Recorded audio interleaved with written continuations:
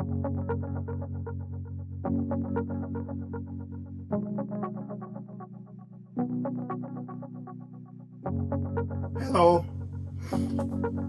this is Alvin, Discipleship and Care Pastor at the Stone Church. And during this time of physical and sometimes social isolation, we're endeavoring to provide for you some spiritual nurturing. And what better time is there to do that than now, when we all are at home, as it were, in a greenhouse? What better time is there for us to cultivate and grow deep in our relationship with Jesus Christ, our Lord? In this devotion today, I want to continue from Pastor Godfrey's sermon on Sunday. He began a new series entitled Homegrown, from the characteristics of the fruit of the Spirit. These characteristics can be found in Galatians chapter 6, verses 22 and 23, which read,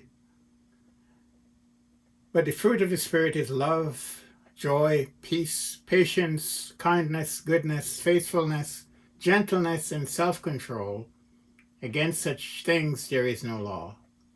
Pastor Godfrey spoke on Sunday on the first characteristic of the fruit of the Spirit, which is love. He emphasized agape love, which is not a feeling, but a choice based on our connection with Jesus Christ and the Holy Spirit who dwells within us. Today I want to share a brief devotion on the next characteristic of the fruit of the Spirit, which is joy. The key to understanding these qualities is in the name. Fruit. Fruit is the result of natural growth, and of the Spirit, well, that's just emphasizes who it is that causes these qualities to grow within us. So is there a difference between joy and happiness? Certainly there is.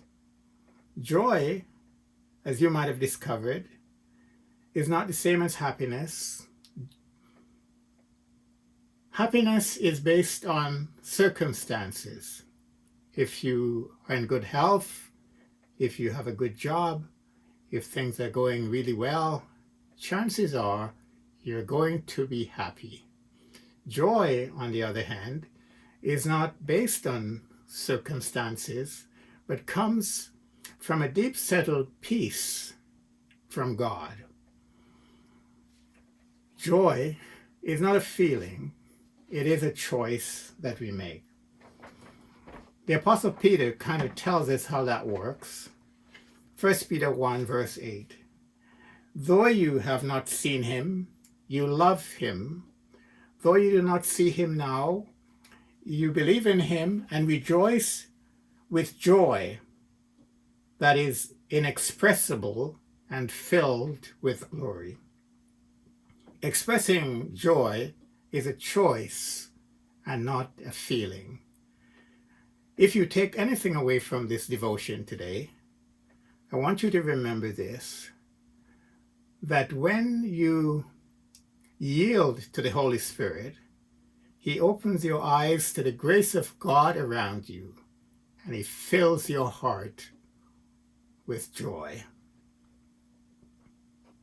Joy is something that you can experience even in the midst of trials, even in the midst of suffering, even in the midst of isolation. The Apostle James, he's writing to Christians who had been dispersed across Asia Minor. They were going through some very terrible persecution. And so he writes to them, and he says, James 1, verses 2 and 3, "Consider it pure joy, my brothers and sisters, when you face trials of many kinds, because you know that the working of your faith produces perseverance."